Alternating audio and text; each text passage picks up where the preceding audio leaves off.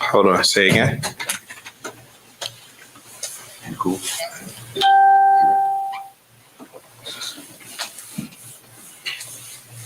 Hold on. Say that again. Do what? Do what?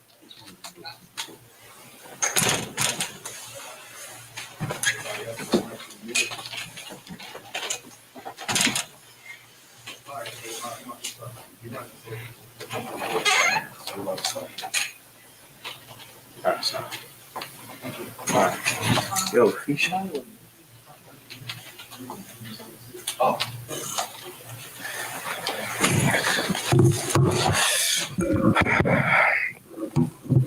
بسم الله الرحمن الرحيم الحمد لله والصلاة والسلام على أشرف الأنبياء والمرسلين نبينا محمد وعلى آله وصحبه أجمعين اللهم انفعنا بما علمتنا وعلمنا ما ينفعنا اللهم زدنا علما إنك أنت عليم الحكيم اللهم اجعل هذه المحاضرة حجة لنا لا حجة علينا يا رب العالمين أما بعد.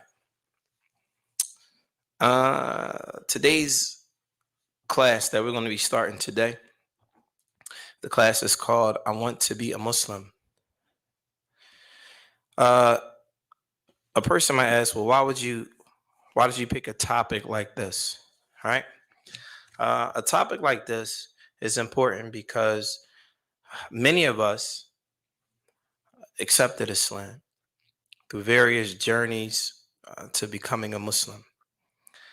And so today, inshallah, I want to say about a week ago, we were blessed to go to Mecca to visit some of our professors and scholars that we studied Islam with. And they mentioned some things. They said, well, you guys make sure, focus on the basic fundamentals of being a Muslim. And in fact, we were surprised to learn that many of them follow a lot of our stuff online. And, we're a bit surprised about that. But not just that, they focus on some key things that are important. And I think that it's important that we remember where we came from. And so, having said that, a person might look at a person like myself or Saeed and say, mashallah, these brothers, they studied Islam and maybe they're better than me, et cetera, et cetera. And so we felt it important that we speak to you, inshallah, today about our stages of becoming a Muslim in our personal lives, what I've been through, right? And then how you go from there to getting to the point of learning about Islam. And then we're going to talk about this course. We're going to cover the fundamental principles of Islam, the articles of faith, and the advice that Allah subhanahu wa ta'ala, He gives to the believers in Surah Al-An'am. However, today, inshallah, we're going to talk about partly my journey to Islam and how it was a struggle initially. So I accepted. Any questions so far before we? Nothing. But I accepted Islam my last year of high school. I went to Central High School. My last year of high school, I took my shahada. Around that time, it was a lot going on in my personal life. Before I became Muslim, I used to work with Abu Sajid, Saeed. We worked together in high school. I've known him since I was in high school. And at that time, I was a former athlete and a bunch of other stuff. And I used to come to him because we would work on the same job. And I'm telling you this because at the time, I didn't want to be a Muslim. So one day I came to work in high school, and one of my coworkers said, well, what's wrong with you? And I'm like, what do you mean what's wrong? What's wrong with you? This is... And so he started talking to me about Islam. Like, are you a Muslim? What do you know about Islam? And at the time, I really wasn't trying to hear it. I grew up Christian, and this was my way. This is what I knew. My family's Christian, a very strong Christian family here in the city. So I really wasn't trying to hear what he said. So when he started talking to me about Islam, I got defensive. So I was ready to battle. I'm like, no, I'm not believing none of that. In the meantime, I didn't know Saeed was Muslim. I didn't know he was Muslim. So we used to work together, and I used to rap. And I would come to him like, yo, listen to these new raps. Like, what you think about this and that? And we was around the same age. Well, no, we were the same age around that time. So when I would talk to him, he was real calm, collective, even killed. So one day, I'm sitting at work, and it was him, Abu Sajid, and there was a couple other Muslim brothers. They all stood up, and they went and they made wudu. They logged off of work, and they went to make wudu. And I'm sitting there like, man, like, what the heck are y'all doing? You know, we here to work, and y'all logging off of work so that you can go make wudu. So I'm looking, I'm working still, and I'm looking, I'm in the bathroom. I see water splashing all over the place. I'm like, man, these dudes is tripping. So after that, they make wudu. Like, where we worked at, there was a window. So in the window, you could look out the window into the parking lot. So I'm sitting there, and all of these guys, might have been like 5 or 6 guys, they all logged off of work, went outside to go pray. So I'm sitting there looking out the window like, Dad, that's crazy. These guys giving up. We come all the way up here to go to work to make money, and they logging off so they could lose money to go outside and pray. As a kid, 16, 17, looking at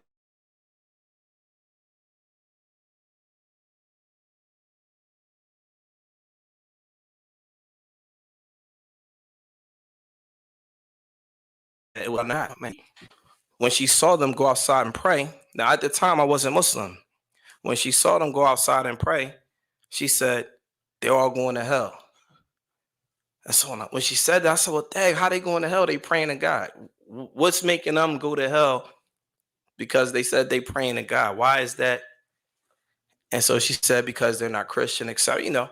So that was my first eye opener. Like, wow, this is what it's like to be a Muslim. Like, these were young kids. They were serious about praying. And at the time, I wasn't a Muslim. But I never forgot that. At that time, I left. And I want to say shortly thereafter, there's an imam in Philadelphia. His name is Imam Idris Abdul Zahir. He's the imam at what's the masjid? Masjid Allah. He and I went to high school together as well. And I used to always talk after that. I wanted to know more about Islam. And so he would pull me to the side, talk to him. Really good manners, excellent manners. My manners at the time was horrible. These guys' manners was mashallah, nice. And so one day I said, you know what? I want to go to Jummah with y'all. And so Idris Abdul Zahir, he took me to Jummah down South Philly, UMM Masjid. I'm in there, and the imam, and I'm getting to a point. After Jummah, I remember the imam said something about people wanting to take shahad. I was like, Dad, I need to go take my shahad. I want to be a Muslim. I said, at that point, I said, I want to be a Muslim. So I stood up to try to walk over to meet the imam so I can take my shahada. And there was a brother praying, and he almost knocked me over because I walked in front of him. And then I'm like, what? Then I had to catch myself because I didn't understand you couldn't walk in front of somebody while they're praying. So I walk over and I talked to the imam. I think his name was Dr. Khalid Blankenship, if I'm not mistaken. So he told me, what do you need to do to become a Muslim? And the only thing I remember him saying to me was, you can't deal with women if you're not married to them. And at the time, I was like 19. I'm like, he can't be serious. Like, is this real? And I'm just telling you, as I became a Muslim, I said, he can't be serious. But I said, you know what? I need to be a Muslim, and this is what I'm going to do. So I took my shahada. At that time, I felt like my life was totally different. That was around April or May, right?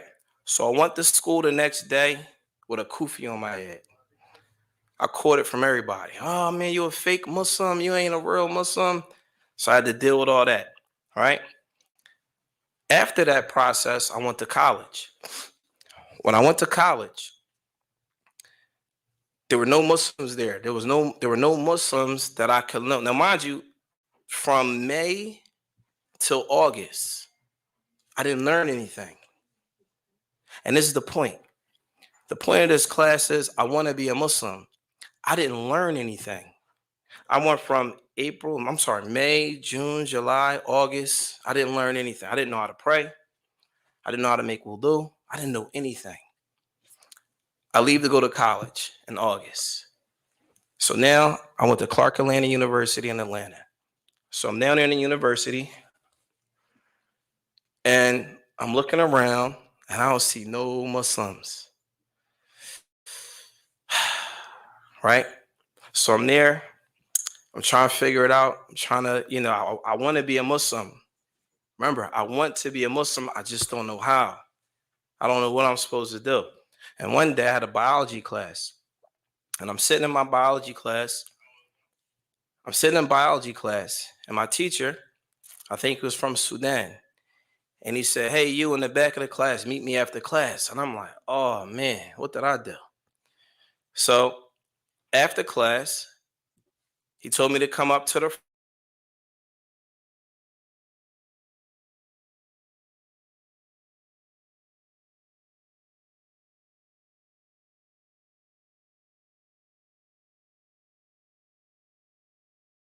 was excited about that.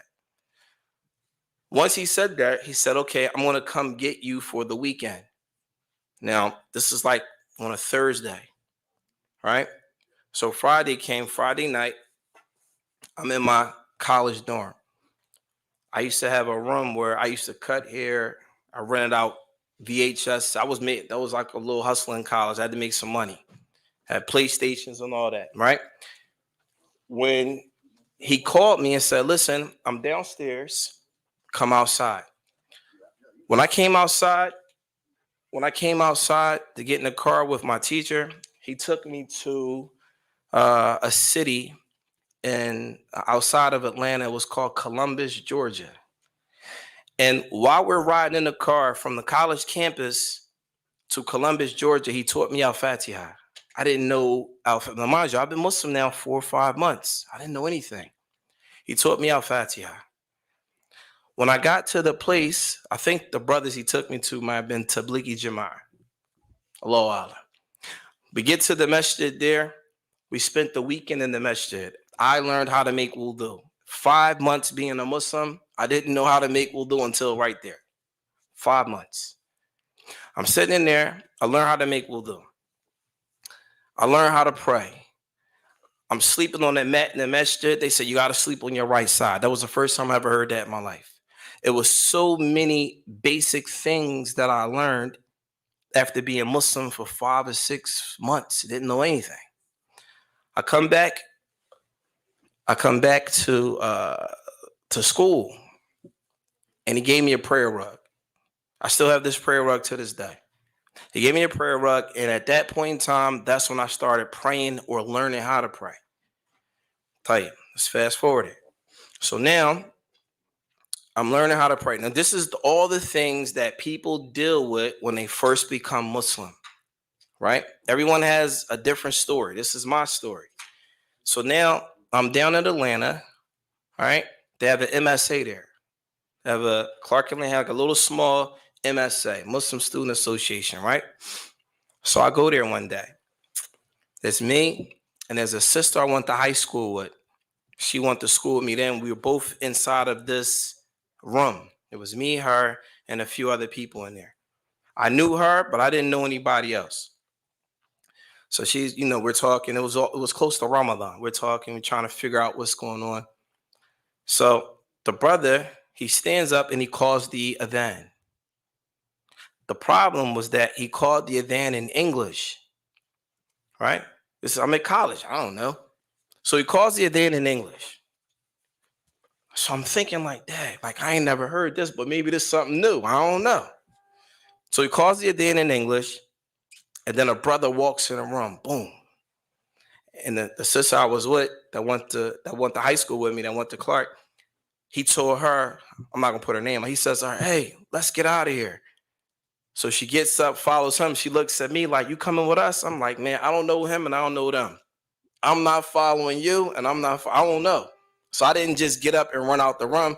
So she left with him. I stayed in the room. I wound up praying with him in English. And the only reason why I didn't leave, because I didn't know if they was on the truth, and I didn't know if they were on the truth. I didn't know nothing, and I'm not following nobody. So I'm going to just park my behind right here and try to figure it out. And that's what happened. I say all that to say, when we accept Islam, if we don't have people around us showing us how to move as a Muslim, we're going to struggle. I didn't know about Tawheed. I didn't know how to make wudu. I didn't know how to pray. And this went on for years. Fast forward it, 2000. I told you guys, Saeed and I, we worked together in high school. I was getting ready to get married around this time, and I'm at Masjid Muhammad, the Imam Suchuddin in Germantown, right? I was living in Maryland. I moved to Maryland at that time, right? So I'm back up in Philly. So I meet Imam Suchuddin. He says to me, I'm a young kid, right? He says to me, yeah, even the Salafis are starting to come here, right? So I'm like, well, what in the world is a Salafi? And he said, look at him. And there was a window there. And guess what I saw walking past? Saeed. I said, yo, that's my man. I walk outside. So me and him talking. He was like, man, I know you took your shahada. And this was like, yeah. So then we linked back up again. 3 years later, this is from 97 to 2000. I knew how to pray a little bit, but it was basic stuff about Islam we didn't know. We didn't know. And I say all this to say the purpose of this class is to let people know our stories is like some of yours. Just because we're in this seat today, it doesn't mean that we started out here. I had a long struggle, a long process. One of the brothers, when I first became Muslim learning, he's sitting right here, right now in the masjid in the back. Brother Yusuf right here. I got to put you on blast, Sheikh. You remember? I moved to Maryland. I was the young boy. I used to be around him. These brothers right here. The thing is, when you become a Muslim, there are things that we don't know. And the purpose of this class, inshallah, is to introduce people to the basics of Islam, holding on to it. And when a person becomes Muslim, it doesn't mean you become Muslim and you leave them there. No. When a person becomes Muslim, they need people with them throughout the process. You need someone to walk with you, teach you how to pray, teach you who Allah is, how to fast, how to believe in Tawheed. What is believing in the angels? What does that even mean? Believing in the decree of Allah, what does that mean? All of these things have to be discussed if we say we want to be a Muslim. There are a lot of people that are not blessed to live in an environment where Islamic information is readily available. Alhamdulillah, in spite of the violence and the things that go on in the city, there is an opportunity to learn. There is an opportunity to gain more information about your religion. So, all the way up until I went to study Islam in 2004. From 1997, where I took my Shahada, up until 2004, 2003, someone gave me a book from Sheikh Al-Albani, rahimahullah ta'ala, and it was called Sifatu Salat al-Nabi, how to pray the way of the Prophet, alayhi salatu wasalam. When I opened this book and I started reading, that's when I realized I was making wudu wrong. It was a lot of things I just didn't know. A lot of things I personally didn't know. And then I got turned on to certain websites. There was a conference, and this is my journey, my personal life, right? There was a conference in Baltimore. It was called Me and You Want, remember? Happiness and Salafia. Remember that conference at Morgan State? There was a conference called Happiness and Salafia at Morgan State. It was in 2003, '03, something like that. So we went to this conference, right? So me, I still don't know much about Islam. I'm still trying to figure it out. I get in there and I remember waiting in line. And a brother asked me about a website. And I said, I don't know the website. It was what was the website? Selfiepublications.com. Remember that? Yeah. So the brother asked me, do you know about this website? And I was like, no, I don't know about the website. It was like 15 brothers in front of me. All of them looked at me at the same time, like, A'udhu Billah. And I'm like, what the heck? I'm a new Muslim now. Like, I'm still relatively new. I don't know. A'udhu Billah. I'm like, what? I'm like, what do you say to me? Right? All these. So now I feel some type of way. I'm like, well, Dad, what website is this? Right? Is this the type of website that everybody must know? Right? I mean, so what I'm saying is it's a process, right? People, when they come to Islam, they want to worship Allah. When you're a new Shahada and someone tells you this is the way you're supposed to go, you're going to go that way because you think that's what you're not going to tell me something wrong. I want to worship Allah. Most of us grew up Christian. When we accepted Islam, we wanted to learn, what is Islam? I want to be a Muslim. I don't want to follow this one. I don't want to follow. I just want to follow what's necessary that's going to help me get to paradise. That's it. And so I say that this is my story. It's a lot more details, but just in general, this was my story. This is what I had to learn and I had to endure. Right? Allah blessed me. I moved to Maryland. Right? At a stage in my Islam where I was trying to figure it out. And Allah blessed me to be around some really good brothers that took me under their wing. One of them in particular, his name was Jamal Muhammad Rahimahullah. He died. This brother, any issue I had, I would call him 24/7. His phone, his number was like on speed dial on my phone. To the point, and this is my personal experience, to the point we made Hajj in 2002. And that year, I learned about making i'tikaf in the masjid. So he told me, he says, listen, I'm going to make i'tikaf during the last 10 nights of Ramadan. So I was like, bet. If I could be around him, I'm cool. Because to me, he was better than me. So I wanted to be around him as much as possible to learn whatever I could learn. So he taught me Surah Tafil. And we made i'tikaf in the Masjid Al-Huda in College Park in Maryland. During the last 10 nights, we started talking, and he told me, he said, listen, I'm going to make Hajj. And I said, dang. I said, I'm not a good enough Muslim to make Hajj, man. Like, that's next level. So he says to me, he says, nah, I'm going as a guest of the king. So I said, dang, you must be a major dude. Like, who do you got to know to be the guest of the king to go make Hajj? And at that time, I thought, as a Muslim, you had to be like, one of the best Muslims, because he used to give the khutbah and led the salat. So I thought he was decent. So for me, in order for you to go make Hajj, you must be like a real decent Muslim.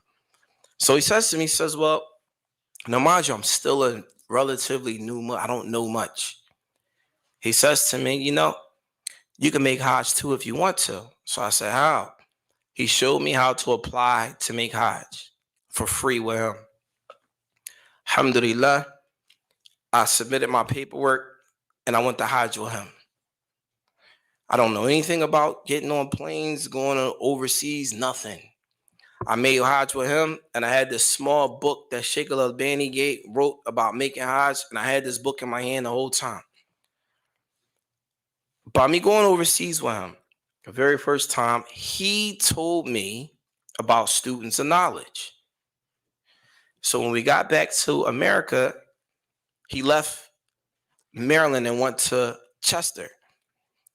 And he came back. And I said, Dad, how you going to leave and not tell me you leave? I told you I always wanted to be around the brother because he was a decent brother. I thought he was better than me. So he came back and he said, the students of knowledge came. I'm like, what in the world is a student of knowledge? What's that? He said, students of knowledge, those are the people that study with the scholars and learn Islam. So I said, Dad, how you become one of those? Like, where do you sign up at to be one of those? And this brother, may Allah have mercy on him, he was the first person to steer me in the direction of learning Islam.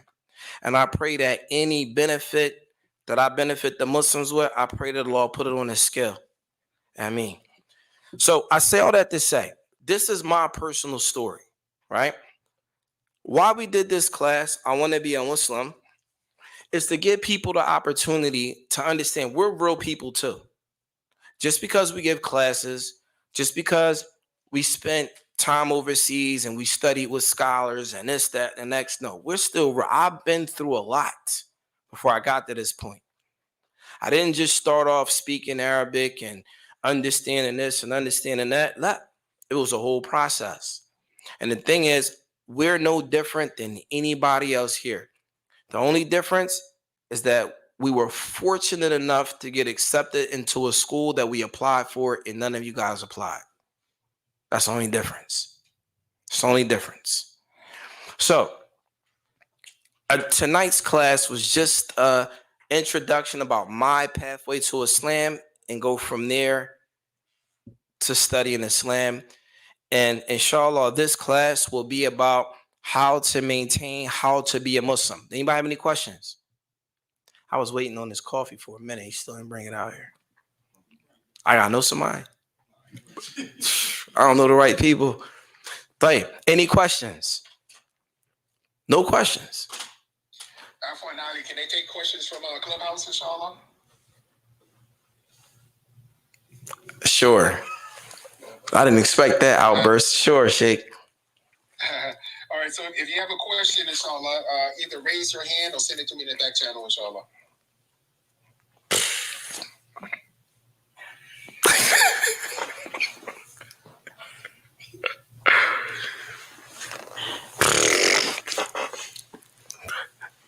At any event, when we get started, so when we actually start the class, we're going to start with the Hadith of Jibril. The Hadith of Jibril is a very important hadith. In this hadith, it educates us on how to be a Muslim. What are the things that are essential for us to be a Muslim?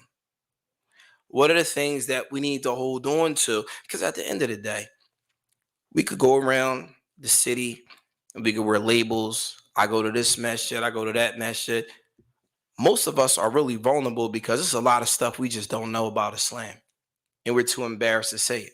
I'll give you an example. The tashahhud. You know how many brothers and sisters don't know the tashahhud in the salat?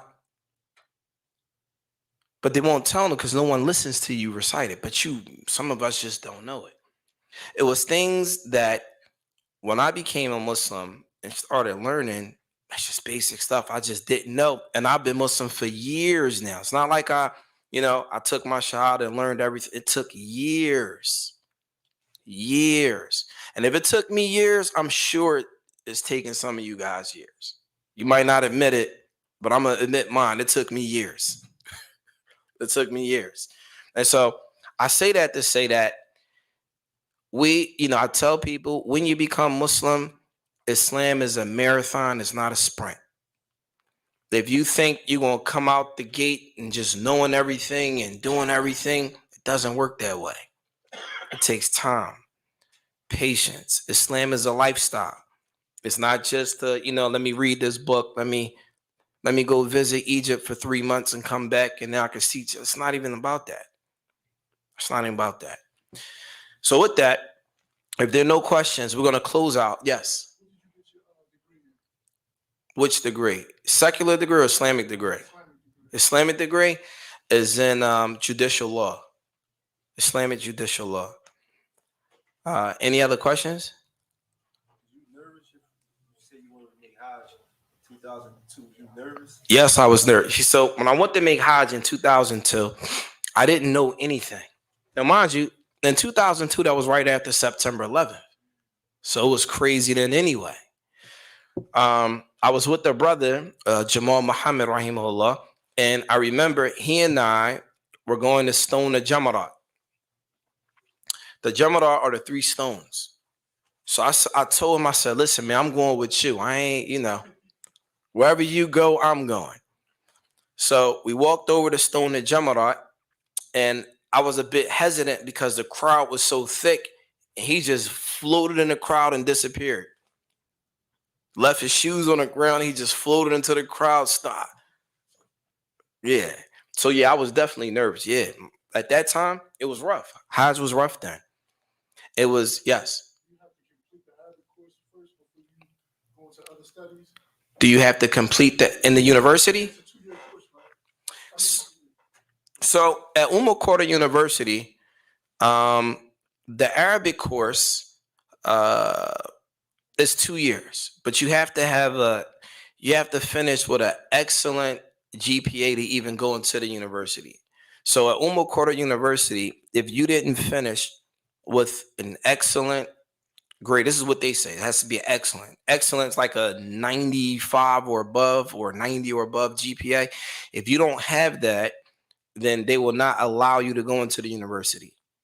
And if you don't get into the university, they had a different program. The program at that time was called the Khasus, which was a specialized program for Arabic. Yeah. Any other questions? But no questions. None here, Sheikh, inshallah. All right.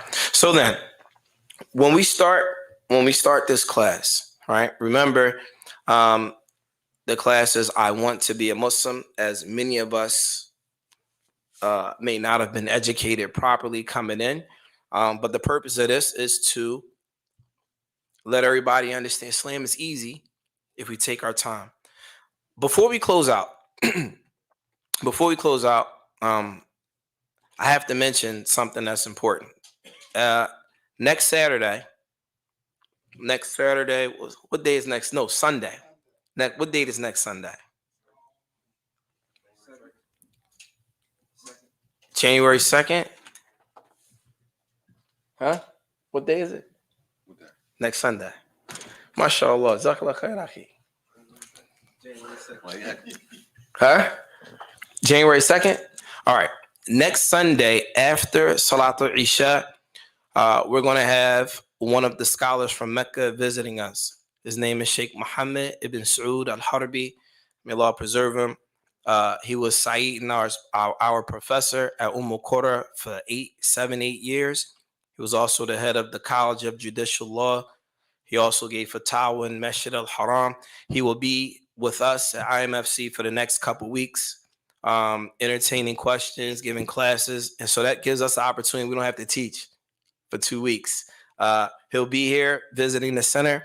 We hope that people will come out, benefit from the Sheikh, ask questions, whatever is needed in the community. He's going to be here for a while to try to help out. And that's it. Any questions about that? All I heard was No, next Sunday after Isha. Any day me and Saeed teach on, he's going to be teaching on. Yeah. Sheikh Ali, can you repeat the Sheikh's name? Sheikh Muhammad ibn Saud al-Harbi. Yes, he came to America 5 or 7 years ago. He was here for like a couple of days. Well, but this time he said he's going to be for a couple of weeks.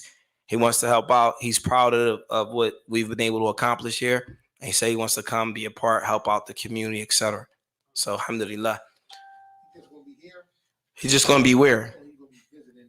He's going to be here. He's going to be here, right here. Will he go to other places? We don't want him to go nowhere else. No, that's fine. It's up to him. If he comes here, you want to go somewhere else, go somewhere else. It's not that deep.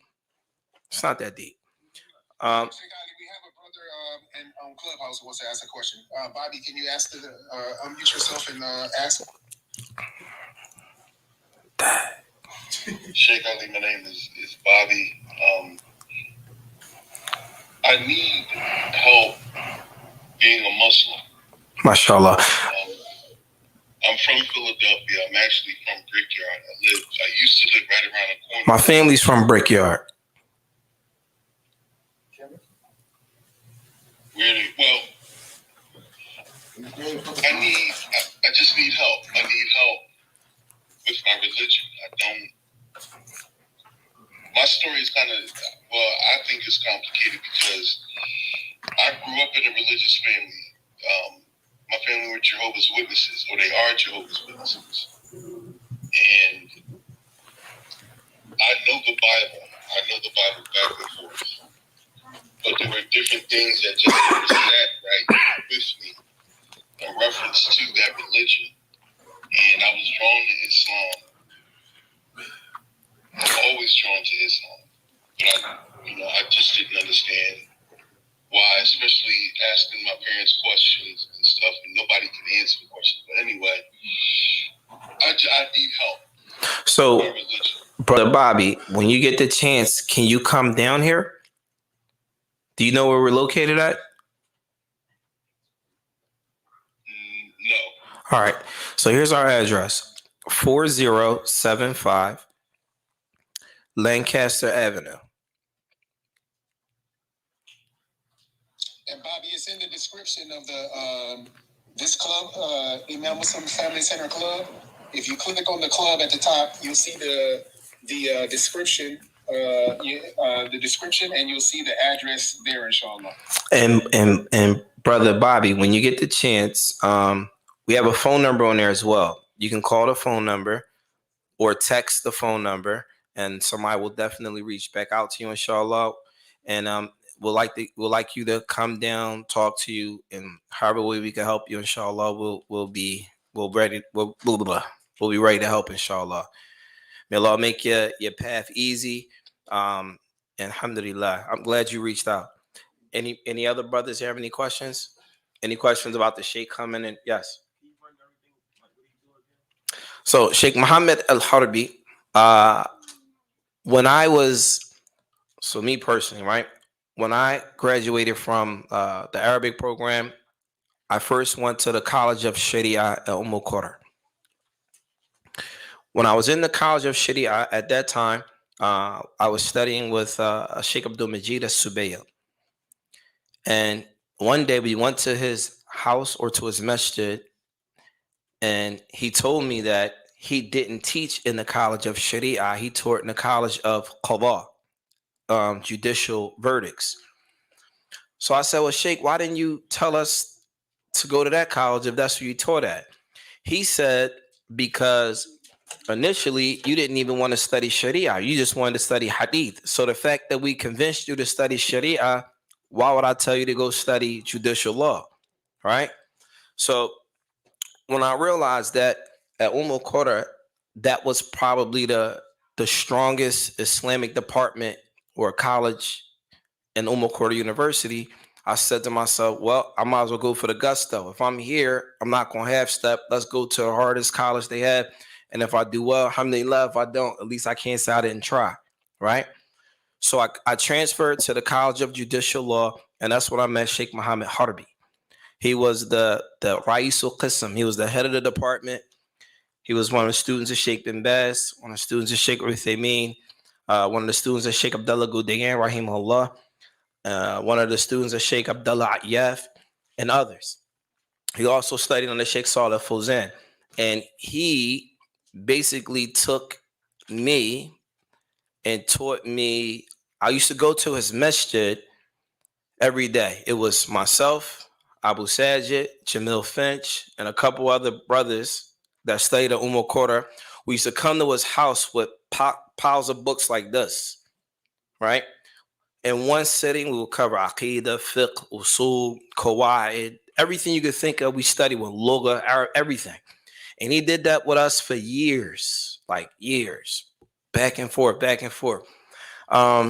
He taught me inside the university as well. He taught us in the university, Usul al-Fiqh, Aqidah, a lot of different things.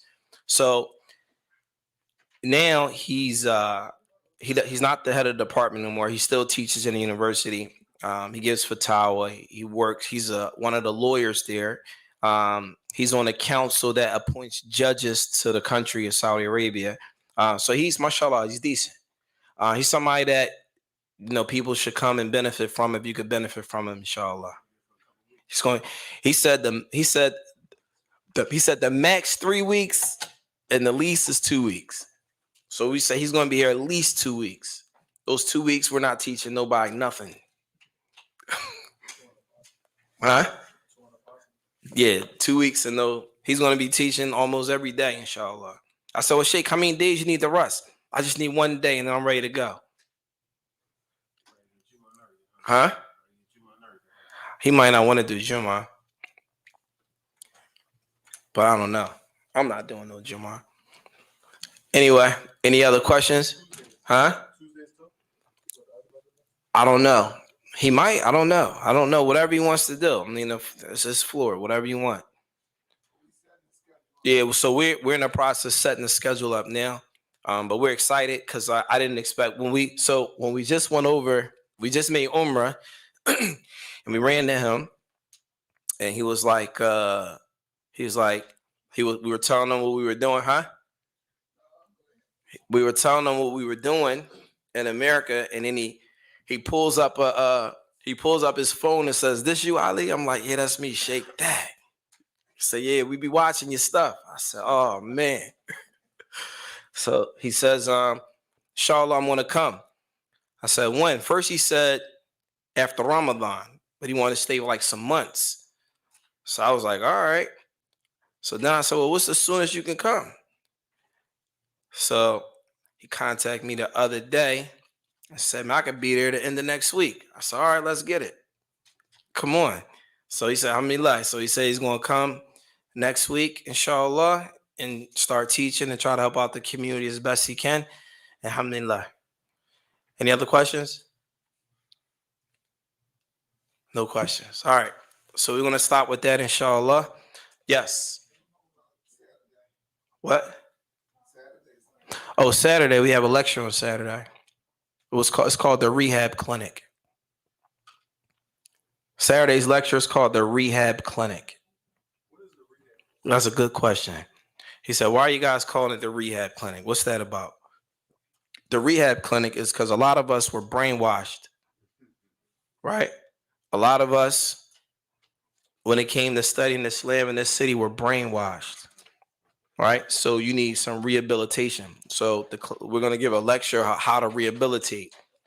What are some of the things that you need to do to rehabilitate yourself from the cult-like mentality that's been spread? No, that's what we're going to talk about. Yeah, that's part one. Yeah, I know. Yeah. That's what we're going to do, inshallah. It's a rehab. Yes. Now, the sister asked a question. Her question is, can you give any tips of how one can motivate their family to practice Islam? Can I give tips? Now. So when you say motivate their family, are they already Muslim?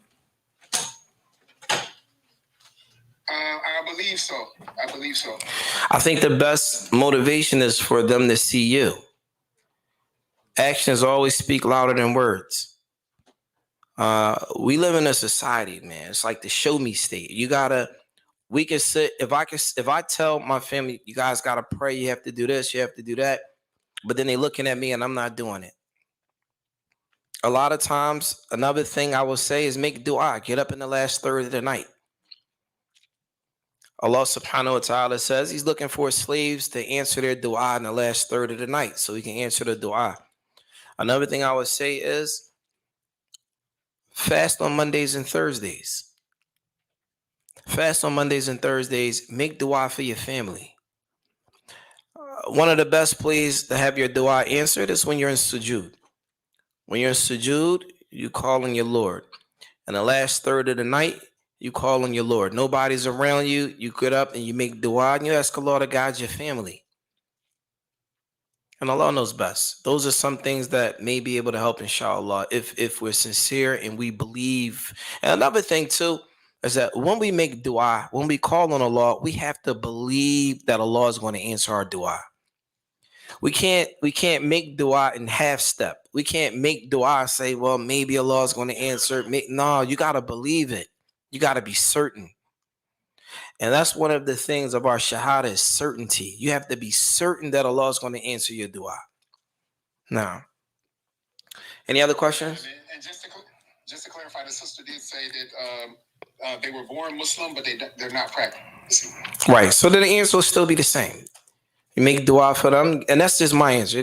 Somebody else might see something else, but Allah knows best. I think that, if we can get up, make dua for them, try to speak to them in a nice way, show them the beauty of Islam, show them what it means to be a Muslim.